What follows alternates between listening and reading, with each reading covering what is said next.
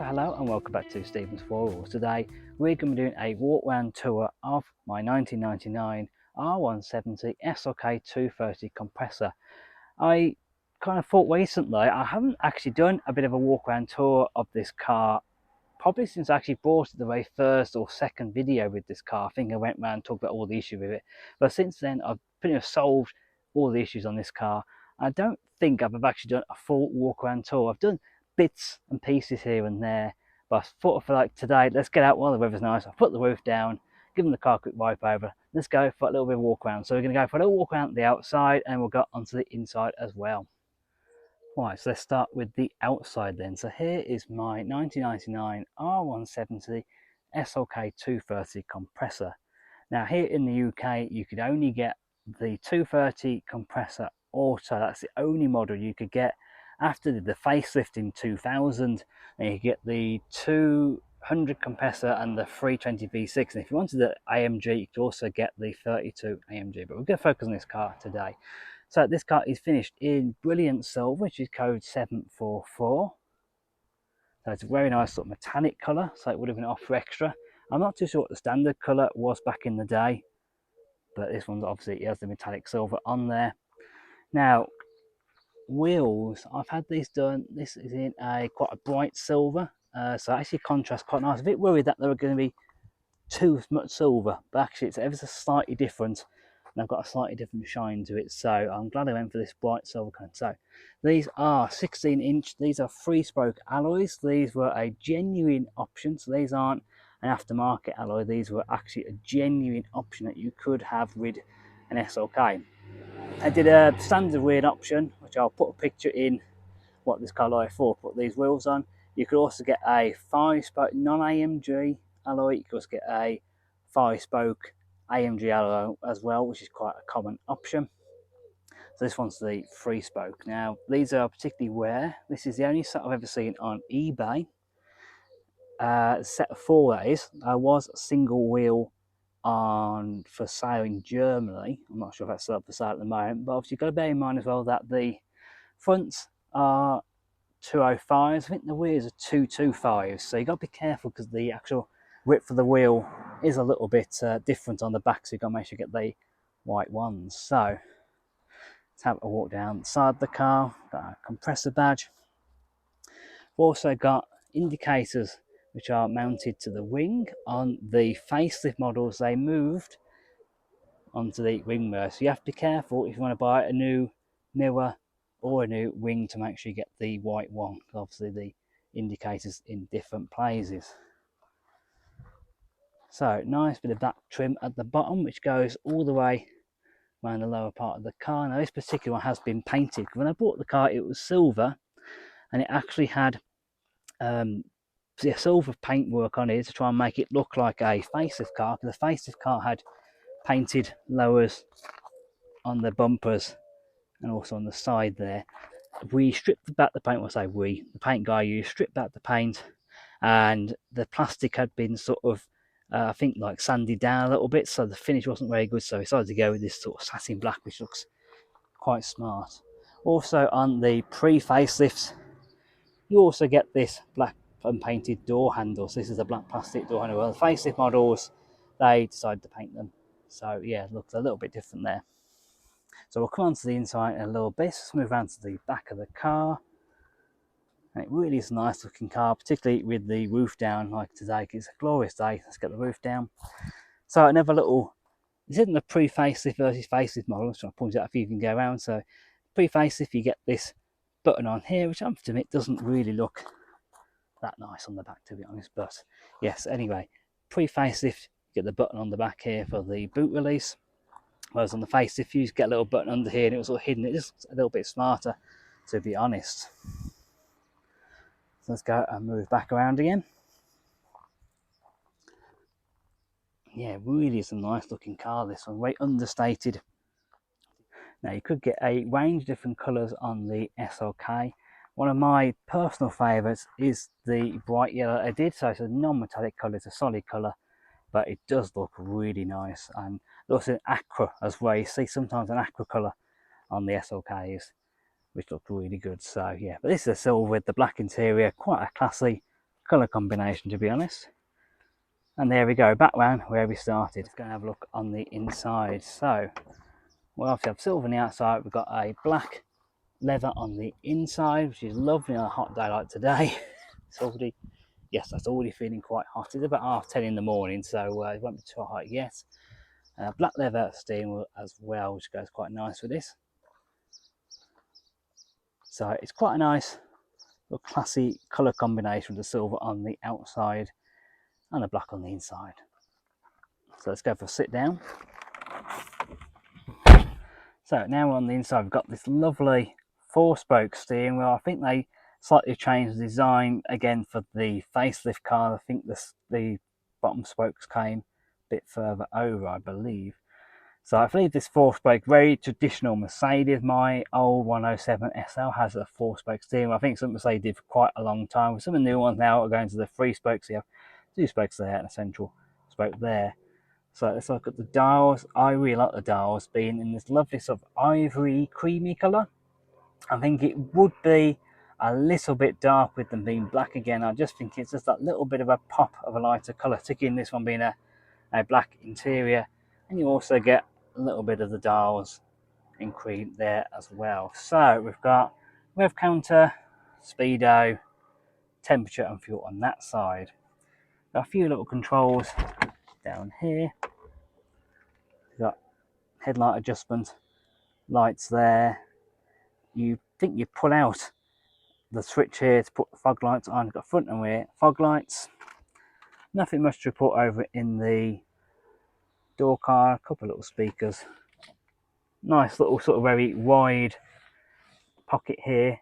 I try to use my sunglasses. You got the 2 controls, 2 levers on this side. So you've got your cruise control and speed limiter on there. You've also got headlight and indicators on this side as well. So let's move on to the center control here. So we've got a little pop out thing here, which I don't really use. It's sort of, I just put loose change in there as a pose, maybe all the odds and sods. It's not really big enough for a pair of sunglasses.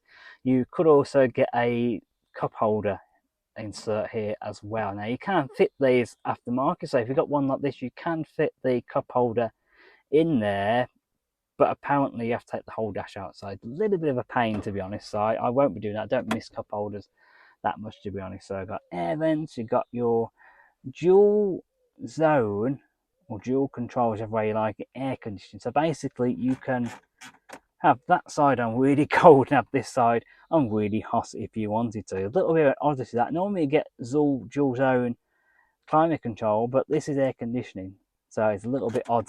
It is somewhat at the moment, so we'll keep that on cold. Now we've got a stereo here. This one that I fitted is a Kenwood one, and you can see here we've got Bluetooth on there. We've got a little microphone here for if the odd occasion make a phone call. Now this particular one, it doesn't look too bad, to be honest. The one that I had before was kind of lit up like a Christmas tree. So let's go and turn the ignition on. We've turned it off. Come on. And there we go. And it sort of lights up red, and it just looks quite nice, to be honest. So it's not massively garish, to be honest. So this particular car never came with a stereo from the factory. It was spec'd without a stereo, so it just says speakers without a stereo. So that's why I've sort of gone down the aftermarket route. I think it would suit the car a little bit more. The stereo head before was a CD player, didn't have Bluetooth, didn't have aux, didn't have USB, so I needed to do something a little upgrade. And this was, I think, about £47 I bought this for. So yeah, for a nice sort of upgrade, plug straight in, works fantastic. So you've got your door lock switch here, ASR, which I can't quite know off the top of my head what that means. I have to look at that. I think that's something to do with some sort of traction control. And obviously you've got your hazard switch here. Now you've got your airbag off light there. You've got your window switches. So this side is for driver side here in the UK, passenger side everywhere else, and obviously one for the passenger side or driver side, depending which side you're on. Above that, you've got a little, is that an ashtray?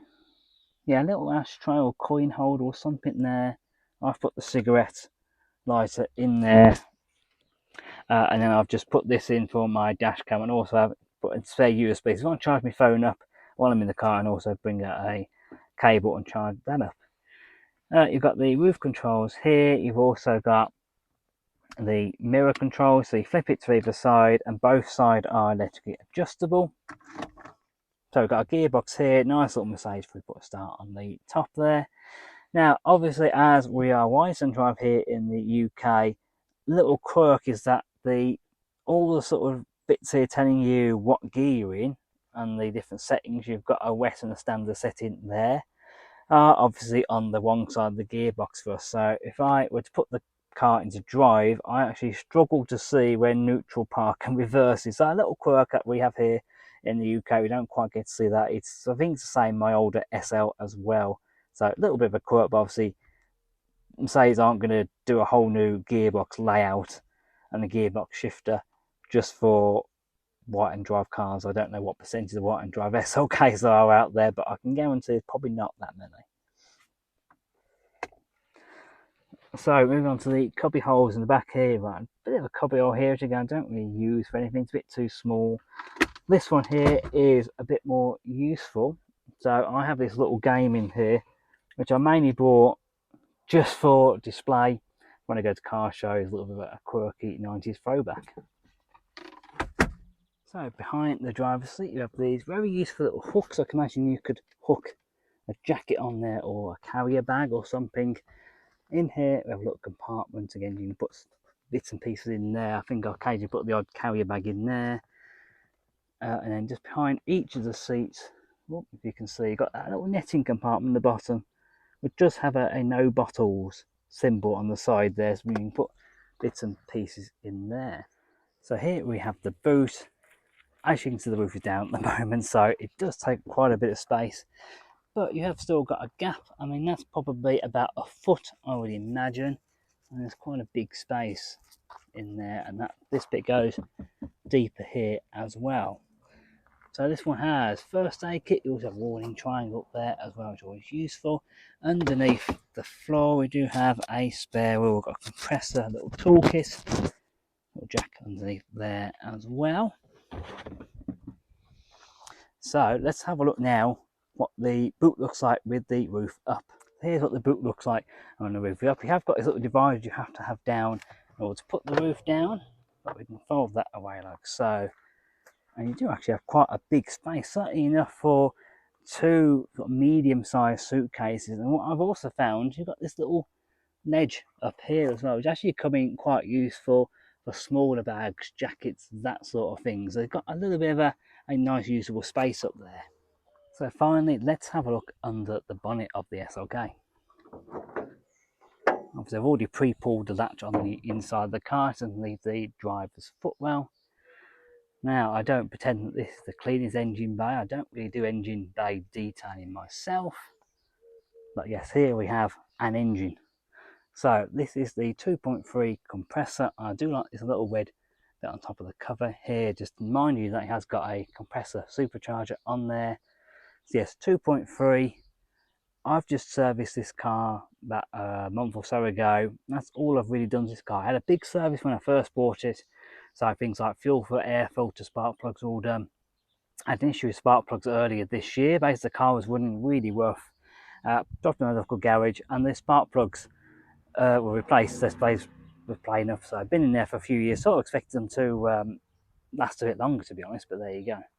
So yeah, about 190, 193 I think is the quoted horsepower. There's 0 to 60 in 7.3 seconds. So still quite a quick car even by 2025 standards. So that then concludes my little walk around tour of the SLK. We've done the outside, done a bit of the inside. Hopefully you've enjoyed this video. I thought it'd be quite useful because I know I haven't done much about the details in this car, much about the sort of walk around general tour of this car ever since I actually bought it about 2.5 years ago. I also might be useful today, maybe if you're thinking about buying one of these and you actually get to see a little bit more of the car, a little bit more detail up close maybe before you go out and buy one. So a big goal of mine this year is to get to 1,000 subscribers. Currently at the time of filming at 918. So thanks to everyone who has already hit the subscribe button, hits the like button on the videos and also comments on the videos as well. So thank you very much for you guys' support. Always means a lot to me. So I really would like, if you have watched this video and if you've enjoyed it, please do hit that subscribe button. It's absolutely free to do. It literally takes a couple of seconds of your time, and also you get to see, maybe not want to see more of me, but you might want to see more of this and more of my 107 SL. So thank you very much for that. So I hope you've enjoyed this little tour and walk around on my 1999 R170 SLK. It's going to be goodbye from me, SLK, and we'll see you again very soon. Goodbye.